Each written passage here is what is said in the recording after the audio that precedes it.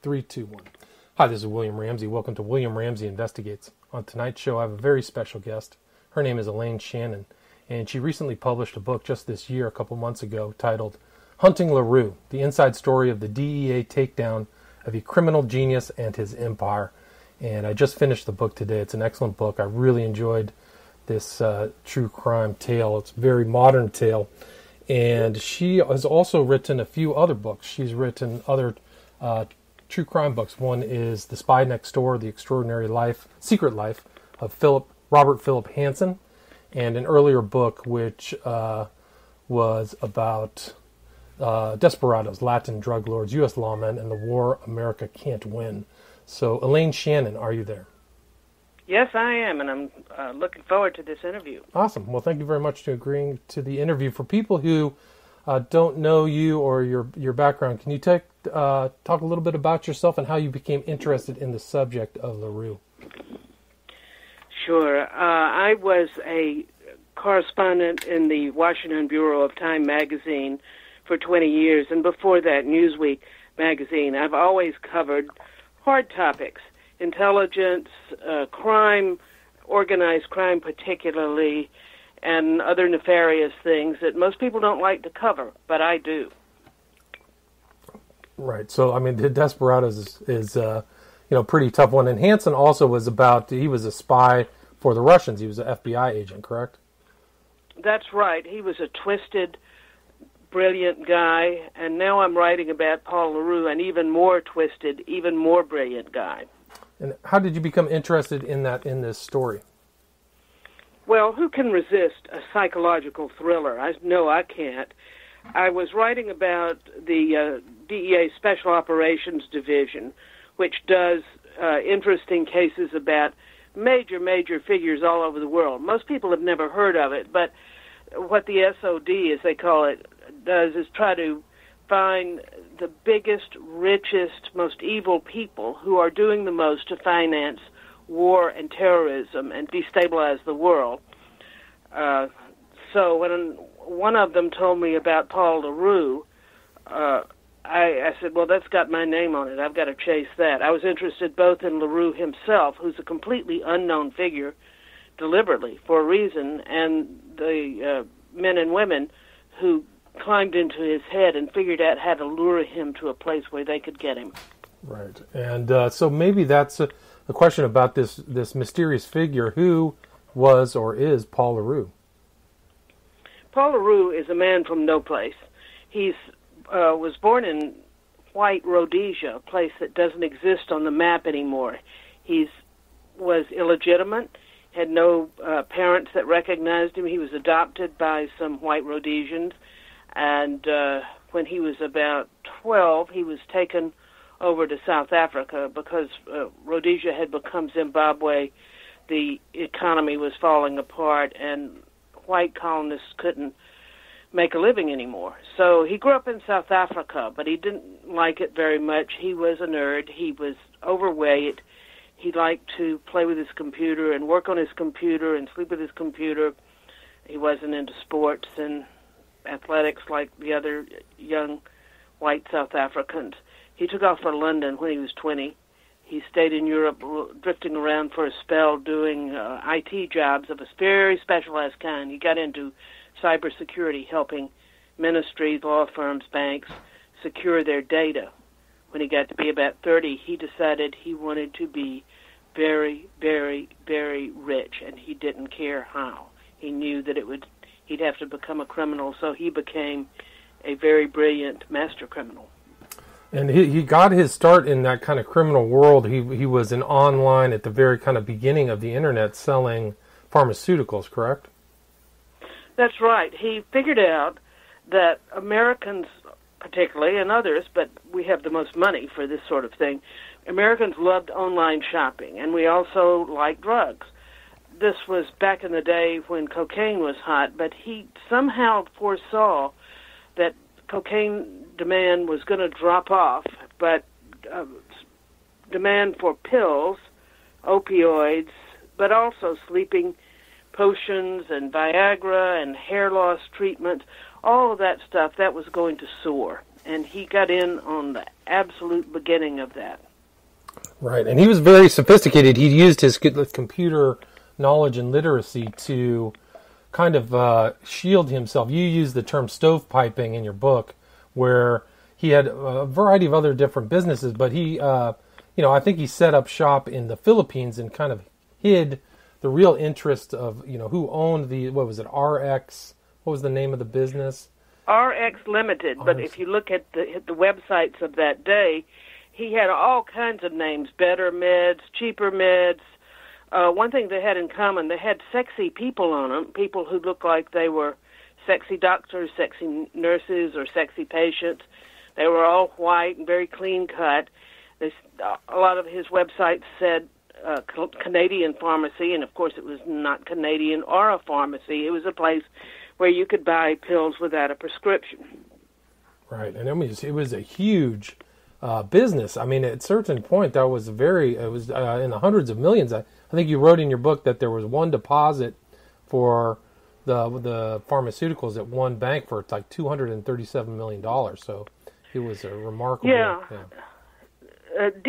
Some DEA agents in Minneapolis got onto him in around 2007, or got onto this business and wondered what it was, and eventually they totaled up that in 4 years he had made $300 million in sales off 3 million transactions in prescription drugs.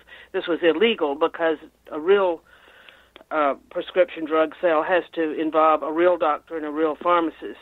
These did come from a pharmacy, but the doctors never saw the patients. He probably made tens of millions, maybe hundreds of millions of dollars more sales. That's just what they were able to figure out from the documents. This is a bad thing, because you should see a doctor before getting a prescription, because your prescriptions can conflict, you can die. But it wasn't much of a violation under U.S. law then. It was a violation of the Federal Food and Drug Act. It was called misbranding or pharmaceutical fraud. These agents in Minneapolis worked for years and were never able to get enough evidence to bring an indictment against Paul LaRoux for doing this. Gotcha. But that was kind of where he got his start. Then he kind of branched out using kind of, I think his story is in the background of the rise of the internet and globalization, where he was using, running kind of all kinds of, looking for where the best money was and using encrypted mobile devices, satellite phones, dark web. Maybe you can talk a little bit about what his other businesses were. Sure. Well, there were other people in the online prescription business. He didn't invent it, but he was best at it by far. They all hacked each other and stole customer lists and attacked each other's servers. But he could do that better than anybody because he was a cryptographer. He had taught himself very, very sophisticated cryptography. He wasn't a hacker by trade mainly, but he could do it if he needed to, and he could certainly hire them. And so all of that enabled him to hide his own websites in some pretty attack-proof modes. He also put his servers in places that nobody was looking for them. Tel Aviv, Jerusalem, parts of the Caribbean, and of course Manila. Manila was his main base and where he lived because he had call centers staffed with very cheap workers, and there were a lot of girls that he could get cheap. He liked girls a lot, and seeing as how he grew to about 350 pounds, eating nothing but McDonald's and pizzas, he wasn't the most attractive guy physically. Although, I got to say, when I saw him, he looked like an older Marlon Brando to me. He had a certain kind of heft that was pretty fetching, but not like an athlete or anything like that. When you saw him, did you see him in court in New York, or? Yes, I saw him in court in New York when he testified against his henchmen, and I guess we'll get to that. And I saw him earlier in Minneapolis in a very brief hearing testifying against the people who ran the pharmaceutical business. That case was interesting, but so weak that everybody got off. The cases were all dismissed. But there's no doubt about it. Pills were big money, and they still are. Look at our opioid crisis now. Right, and he was involved selling OxyContin, Vicodin, I think, were like some of the big things that he was definitely interested in. And he employed close to 2,000 people at the apex of his business, so it was not a small operation at all. No, at one time he was the biggest illegal internet pill seller that DEA knew about, and he was one of FedEx's biggest customers, because when you put in your order and you paid them, you could get it sent to you FedEx.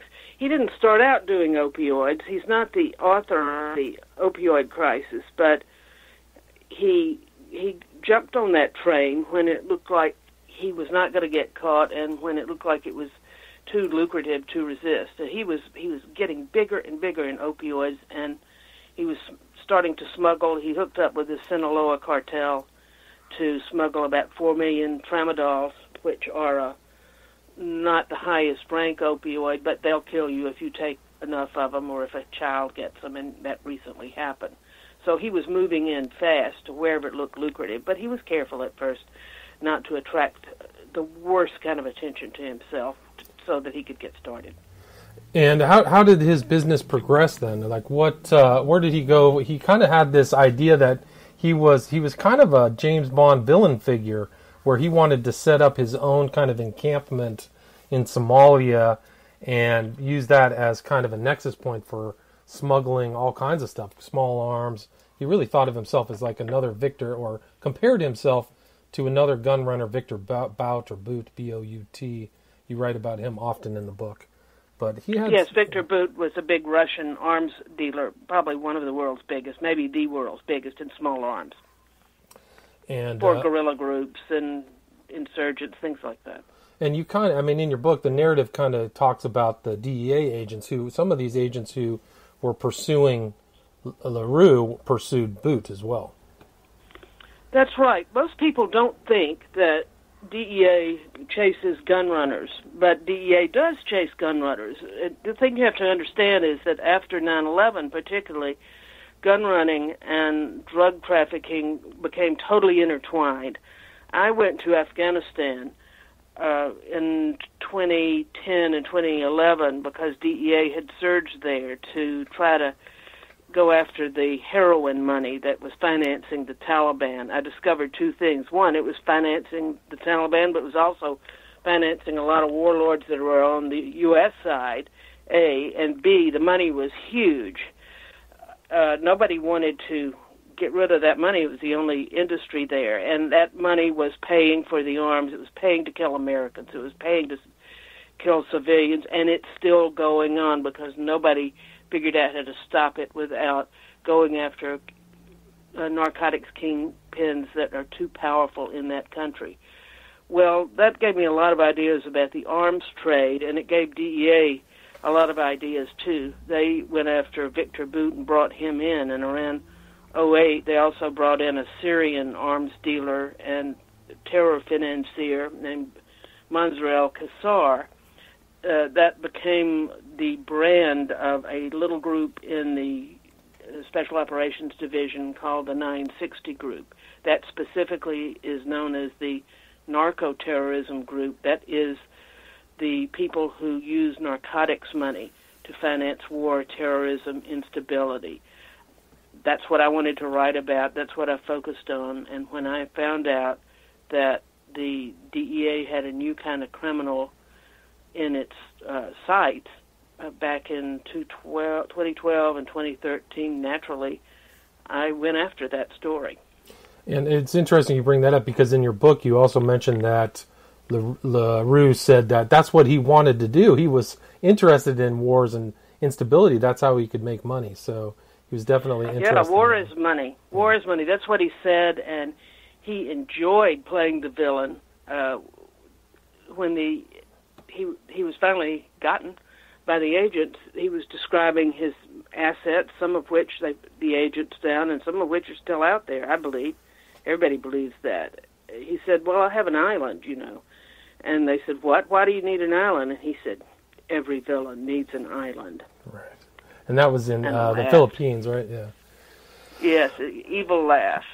It got overrun by guerrillas, but if he had spent more time there instead of getting arrested, he probably would have found a way to buy off the guerrillas. He did buy off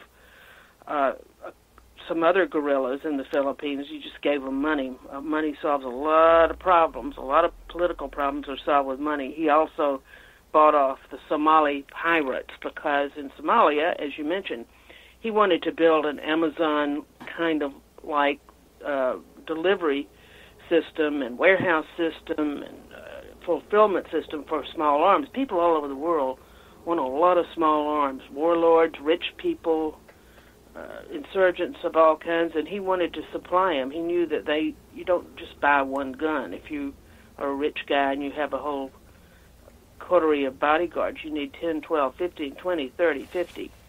So he had created his own army. He created his own base. He was building another base. He was building an airstrip for cargo planes, a seaport for ships to bring in arms, where they were going to stage them there in Somalia and then ship them back out to whoever had top dollar. That's where he met the Somali pirates, and he bought them off. And there was a consistent theme within the book, too, of him just buying off officials in the Philippines, in Africa, fake passports, all kinds of, he had his front men going in and arranging transactions and payoffs, constantly. Yes, absolutely. He believed that you could buy anybody for just about anything. He was quite shocked when he encountered a couple of people that he could not buy. And he also kind of developed his hand. He really coveted having pretty tough people, mercenaries and other kind of ex-military types around him, right? That's right. He testified at the trial of the head of his hitmen and two of the other hitmen. And he said that he hired the guy. The guy's name is Joseph Hunter. He's from Kentucky. He was 24 years a drill sergeant and sniper trainer in the U.S. Army. Excellent record. But he bought him off and made him head of his team and said that he picked people like him and like his predecessor, who, by the way, LaRoux killed for stealing. He picked them because they liked to torture animals. They liked to kill. They enjoyed killing. LaRoux enjoyed killing. He wasn't a good killer. He was not mechanically inclined. He had memorized all the parts of a gun, but he couldn't really handle a gun. But when he killed somebody once and the person was just about dead, he grabbed a gun and shot up the corpse and just thoroughly enjoyed it and liked to recount that story he would have killed a lot more people as he got more comfortable with guns. But there was a lot of deaths surrounding him, people who worked for him or people that he felt... He always kind of... There was another thing. It seems like everybody was trying to steal from him, or he claimed people were stealing from him. And a lot of those people met bitter fate. That's right. His business model was Silicon Valley style, which means... they call it lean startup, which means you use your computer, you use the internet. Basically, he set up a cartel with his butt and a chair and a laptop. None of this retinue, no cousins, no consiglieres, no legal advisors. He just did it on his own, and he hired temp workers, and when he got tired of them or didn't need them anymore, they were gone. If he thought they were stealing, he did have them killed or threatened to have them killed. That was his one flaw in his business plan. He was a little paranoid, and so eventually he made somebody mad who dimed him out, who ratted him out. But in the meantime, his enforcers made a pact among themselves that, okay, if he tells you to kill me, we're going to fake my death, and we're going to get some blood, and we'll make a realistic-looking photo, and then I will disappear. They all agreed to do that except for one man, and that was Hunter, the head enforcer. He loved taking orders, and he loved killing. So eventually LaRoux ordered a guy we called Jack, that's what the name that LaRoux used, ordered him killed, and Hunter was ready to do it. Jack took off, and he dropped a dime into the CIA website tip line. Gotcha. And that was kind of how it all started to unravel for LaRoux, is that the DEA agents actually were working with the CIA. You talk about some of the rivalries between the DEA and the CIA, but in this one instance, they found this tip into the CIA, and that's how they got their inside man into LaRoux's organization. That's right. If you want to get into an organized crime group, you really, really need to penetrate it. In the United States, and you talk to any investigator, they'll tell you that documents are good, but there's nothing that can beat a credible eyewitness. They needed an eyewitness, and they also needed somebody who could help them, the agents I'm talking about, help them understand what made LaRoux tick and what motivated him, because they couldn't get him in the Philippines. They needed to maneuver him someplace where the local police would arrest him and honor an American warrant. There are a lot of places in the world that won't do that, but there are a few that will do that, and that's why they picked the spot where they could manipulate him. They needed an inside man, and LaRoux's flawed business plan had him killing people that then weren't loyal to him. Duh. So that's how he finally fell. Right. So I mean, he was trying to go to Brazil, which at that time, well, actually, recent does not have a strong extradition agreement, but so there was definitely, once the DEA kind of, these are interesting. The people who were pursuing LaRoux and his goons and his henchmen really were interesting characters and very skilled in presenting themselves as either marks or operators. I thought that was an interesting aspect of the book. Yes, these DEA guys are ordinary people. They don't have advanced degrees. They're not geniuses, but they have something that not everybody has, and this is just this cop gut that tells them where to be and where not to be and how to read somebody. And I don't know whether you can teach that. I say you can't teach it and you can't really learn it, but they've got it. And I thought maybe if I spent enough time with them, I'd learn something too, and I did, because I wanted that story as much as I wanted the story about LaRoux. How do you fine-tune your instincts so that you know where somebody's going? You can see over the horizon. You can have a sense of what turns somebody on and what excites, basically, a psychopath. That's what they've got. Right, and so they lured him in with the promise of, I think, a Colombian transaction or something like that, and that's how they kind of got the hook in LaRoux's mouth, is something like that, right? Yes, most people that this group had gotten were just greedy. You dangle $10 million or $20 or $30 million in front of them, and they go for it. They just love money. LaRoux was more complicated. He had a lot of money. He lived very simply. He wore old cargo pants, shorts, and old T-shirts, and like I say, he ate pizzas and fried chicken, and he had yachts. He had fancy cars, Lambos, and things like that. But really, what else did he need? Well, he needed something that he didn't know.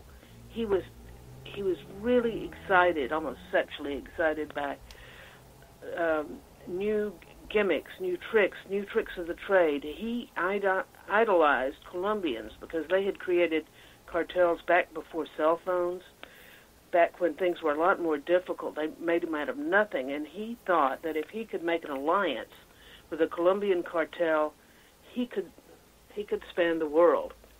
He had meth from North Korea. He was trading in that, lots of it. He had guns. He was going to get those from Iran, which makes very good small infantry weapons. But what he didn't have is cocaine. He experimented with growing coca in Somalia. He sent an agronomist down there. They had greenhouses. They had all kinds of equipment. But he concluded that they were not going to be able to grow enough coca to rival what Colombia already had in the Andes. Coca is a very finicky plant. It doesn't like to grow everywhere. He knew that if he got access to first-rate cocaine. He could sell it in Australia and Japan and Southeast Asia for probably $200,000, $250 a kilo, which is fantastic. Because you can go to Medellin and you can buy cocaine wholesale for about $2,500. So the markup is astronomical if you can move it. That's the trick. And he thought he could smuggle it, he could move it. He needed a partner, and what the agents cooked up was a fake Colombian. Well, actually, he's a real Colombian, called himself Diego, who played the part of the Colombian drug lord who could give him that last piece of his worldwide empire. He couldn't resist. That was it. And it's interesting you bring up North Korea, because he's kind of a secondary kind of element in the North Koreans' drive for a nuclear program, because at least my understanding in reading the book was that they were taking their meth income and channeling it towards their nuclear program. Well, that's certainly what American intelligence and the agents believe. They wanted to get deeper into North Korea and find out exactly where the money went, but for a variety of reasons, they couldn't send LaRoux. Once they got him into North Korea, he volunteered to go, of course, because they didn't know whether they'd get him back. But there have been other undercover conversations, which strongly suggest that some of that money goes for the weapons program. Some of the industrial strength, industrial quality, industrial quantity meth goes for the weapons programs. Yeah, it's remarkable. Kim Jong-un, this precedes the whole kind of conflict that grew up between the Trump administration and North Korea. So it's somewhat interesting to think that that LaRoux might have been involved in that. And he's also tinkering around with the Iranian government, trying to provide them with missile technology, right? That's right. As I said, they make very fine small arms, and that's what he wanted. He wanted an assured source of inventory for his gun business. That was a problem because the United States government has a good relationship with many countries, most countries in the world that make small arms, and he tried getting them out of Indonesia and got caught. Somebody tipped off the Filipino Coast Guard when he was moving them into Bataan, which we all heard of from World War II. And the U.S. government jumped on the Indonesian officials and said, you guys got to be careful who you sell to. You can't just sell to anybody because it could be terrorist. They have a terrorist problem there, and so they agreed. There were other tries, and it occurred to LaRoux that one country that's not subject to influence by the United States is Iran. So he sent two emissaries there, and they negotiated for a couple of years. And finally Iran said, yeah, we can sell you. We've got all these arms. We'd be glad to sell you if you do something for us. We need certain electronic components that go in weapons, and we need certain other things. You need to get this stuff for us, and then we'll do business.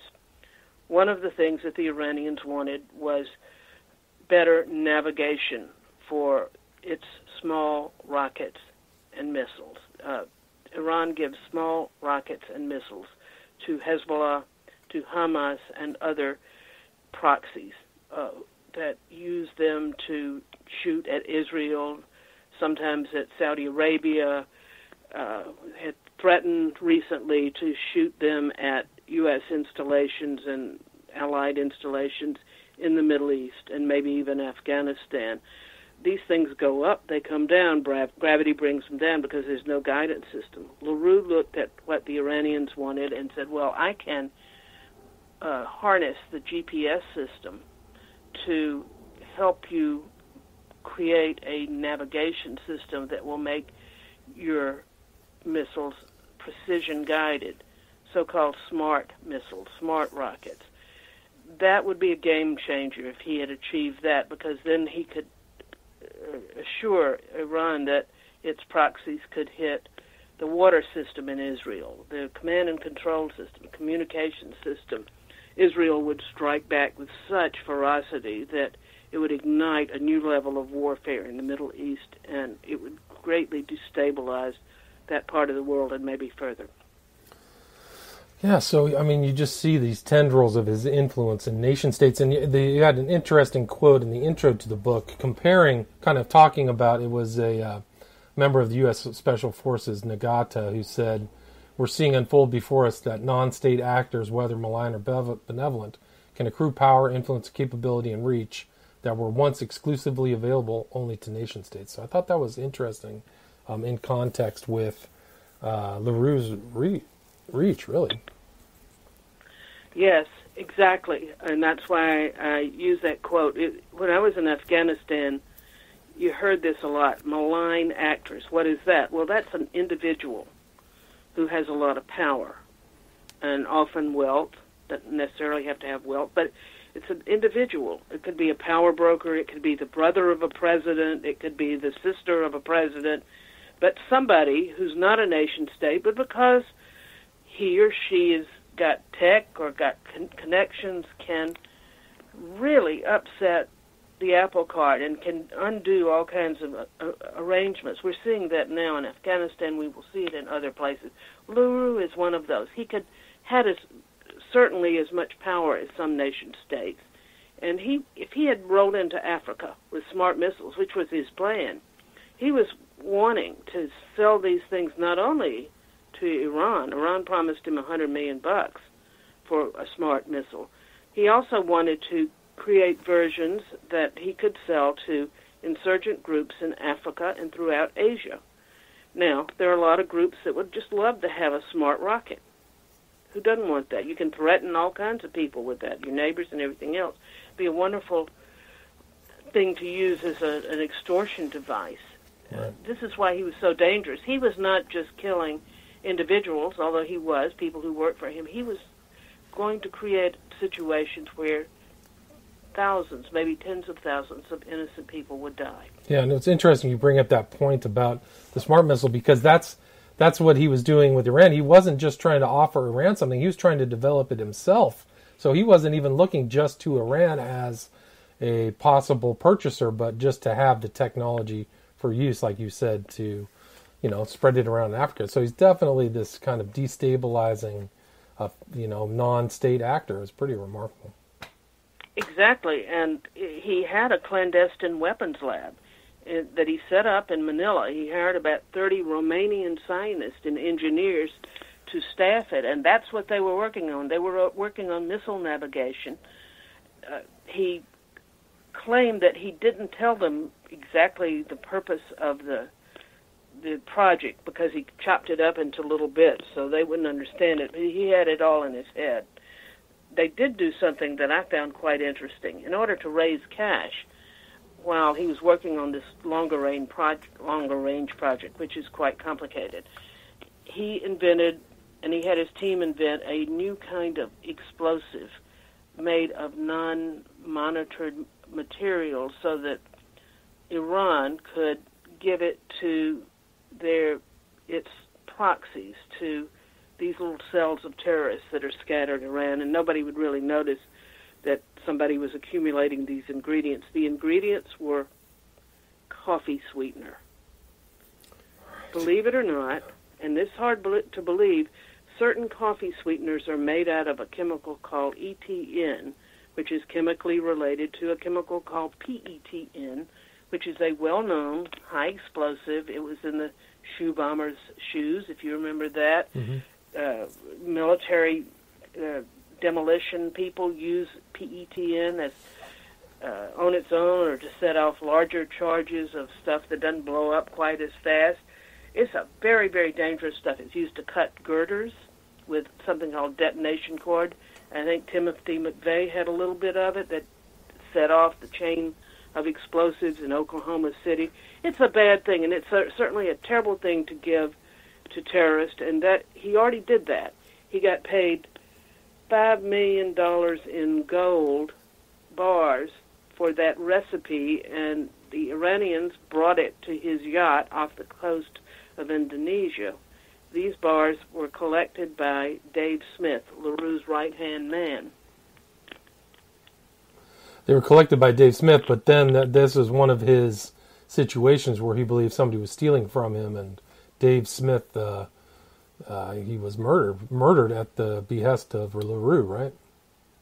That's right. Dave Smith was claimed to be a British ex-military. I don't know whether he was or not. Nobody knows, but he taught a lot of tactical classes, SWAT classes in the United States and elsewhere, and he was a rough customer. He ran a bar that was one of LaRoux's fronts. He recruited mercenaries from all over the world.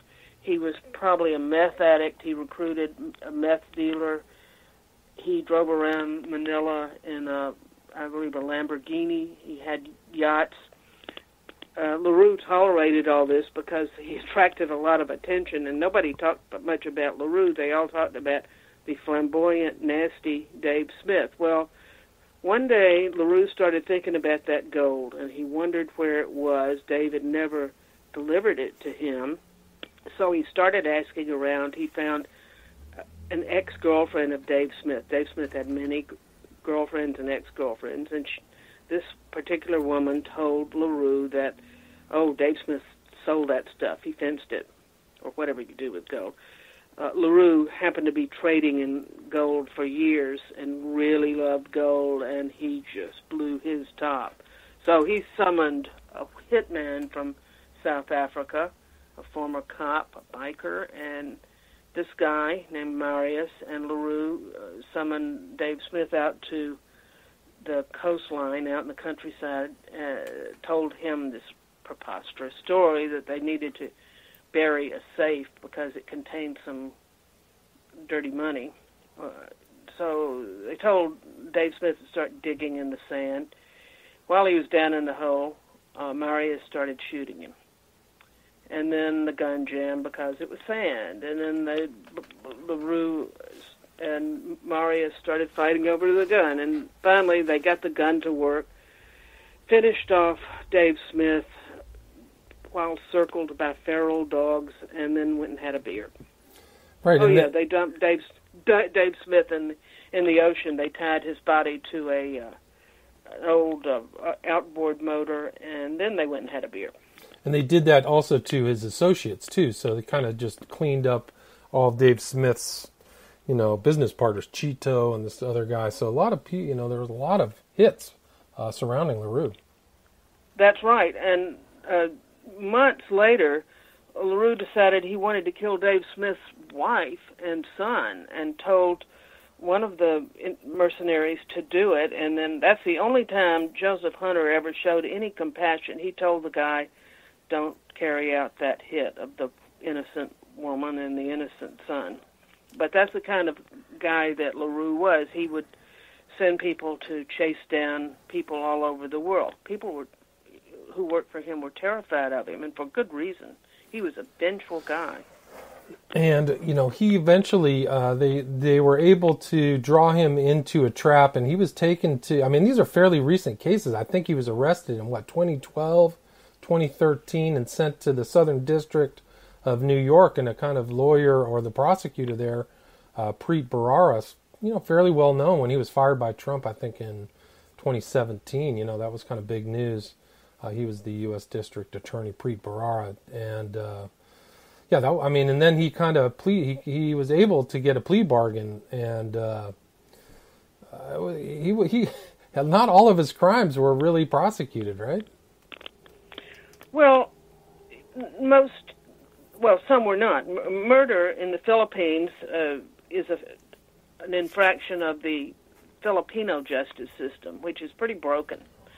So I've heard some talk that the Philippines would like to extradite him, but I don't think that's going to work at all. He was prosecuted. He wanted to make a plea bargain because when he was arrested, he was 38 years old. The DEA agents lured him to Monrovia, where they had a good relationship with Fumba Sirleaf, the stepson of the president, Elaine Sirleaf, who had won a Nobel Prize for cleaning up after a civil war. So Fumba Sirleaf and his people agreed to arrest LaRoux, honor the American warrant and the American indictment, hand him over to DEA for expulsion. He was expelled as a national security threat.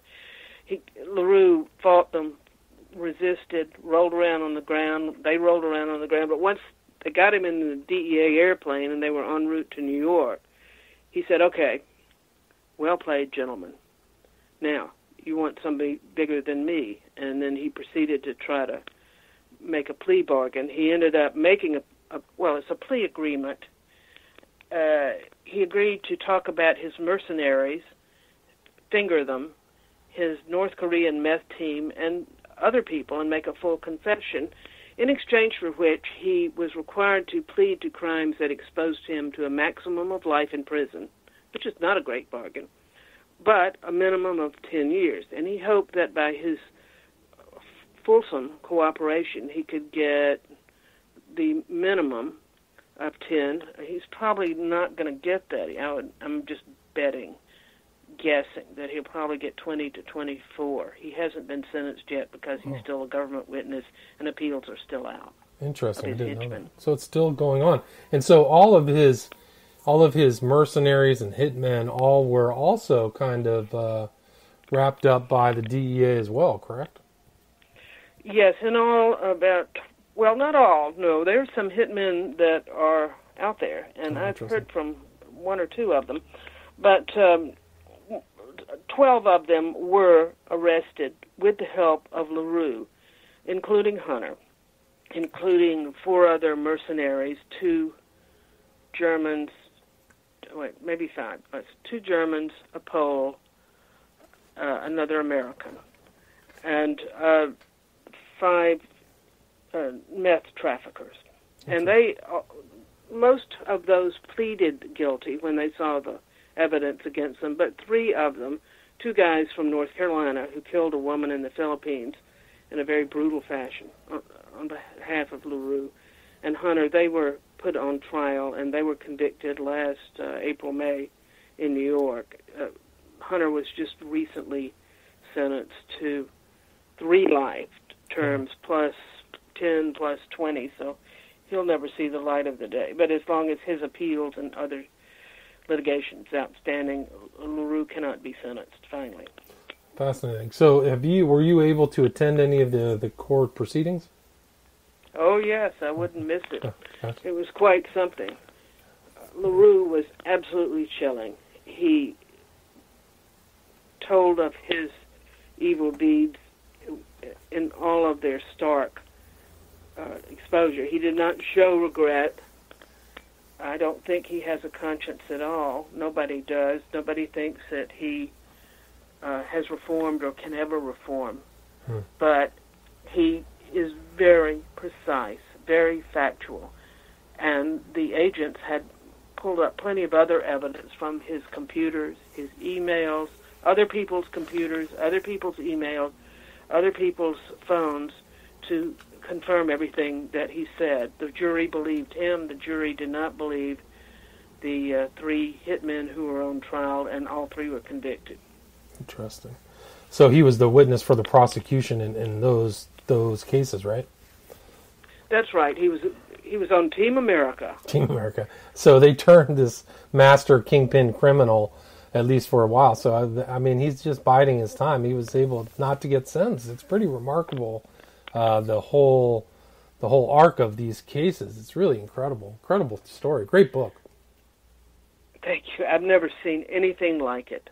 That's why I had to do the book. I just had to show people what it is like in the 21st century when you have a genius, a guy who can use the internet, who can operate purely in cyberspace, and in the darkest corner of cyberspace. He made his own dark web, and he lurked in it for years. Yeah, and then he became public, and when you look in his face, you look in his eyes, you see something very, very dark, a satanic kind of figure. Well, that's a great way to end it. I also thought it was pretty cool that you had an intro from Michael Mann, one of my favorite directors, directed Heat, and I love the movie Heat, but that was pretty cool. So how were you able to get that intro? Yeah. Well, Michael Mann made an Emmy-winning miniseries for NBC off my first book, Desperados, about the murder of DEA agent Enrique Camarena in Mexico. We became friends. We kept in touch maybe once, twice a year. I called him a few years ago to ask him about something that somebody wanted me to do. He said, "Don't do that, but what are you doing?" And I told him about LaRoux, and he said, "Oh, my Lord, I want that. I want to do that." That's the villain, the modern villain, the 21st century villain. Nobody understands it. They're out there. This is the guy. And I said, "Well, shoot, if you want to do it, I'm in." And I was writing, and I thought maybe he'd be a chapter in a book. And he said, no, this is a book. And he was absolutely right. He's usually right. He has better three-dimensional vision than I do. So he started reading the book as I produced chapters, and he would tell me when I was missing something. He was a great writing partner. Cool. Every word in this book is true and has been checked out 5 different ways, but he's going to make a movie out of it soon. Great. And I'm going to be very interested to see how he does with it. It's voluminous material, and he'll have to figure out how to make it into 2.5 hours, but I'm sure he can do it. Well, I look forward to seeing that. I mean, he was great. It was a little longer, but really enjoyed that. Is there anything that we missed or anything you'd like to follow up in regards to the book Hunting LaRoux, the inside story of the DEA takedown of a criminal genius and his empire? Well, I just want to make the point that people use the term true crime a lot, and it is true crime. Every word is true, but it's bigger than just an individual who's a bad person who kills other individuals. This guy was going to take on the world, and he was going to upend whole continents, whole regions. If he had gotten his way, our world would be a lot uglier and a lot more dangerous because of his interest in creating weapons of mass destruction for Iran and other people who would use them. So thank God he's in jail. So where can people reach out to you or find the book? Do you have a website, anything like that? I sure do. Well, you can get the book from any bookseller, including the online booksellers. Just search Hunting LaRoux. You can find me under my name, Elaine-Shannon.com. I'm also on Facebook and Twitter and would love to have Twitter followers because I'm not good at it at all, but I'm trying. And we're putting up reviews with the help of my son's fiancée. That's my team. I'm just doing this myself. I've been alone doing this and with my family for quite a while, and I've enjoyed every minute of it. And now I'm delighted to have Michael Mann on my corner. Great. Well, and you just published it. I mean, I thought I saw on Amazon the publication date was February 19th, 2019. Is that correct? That's correct. Gotcha. Okay. So, again, Elaine Shannon. She can be found on Amazon or Twitter or Facebook. The title of the book, again, is Hunting LaRoux, the inside story of the DEA takedown of a criminal genius and his empire. Congratulations. It's a great book. I really enjoyed reading it. Thank you so much. All right. Thank you. Have a great night. I appreciate it. Thanks. Bye-bye. Okay, bye-bye. Okay.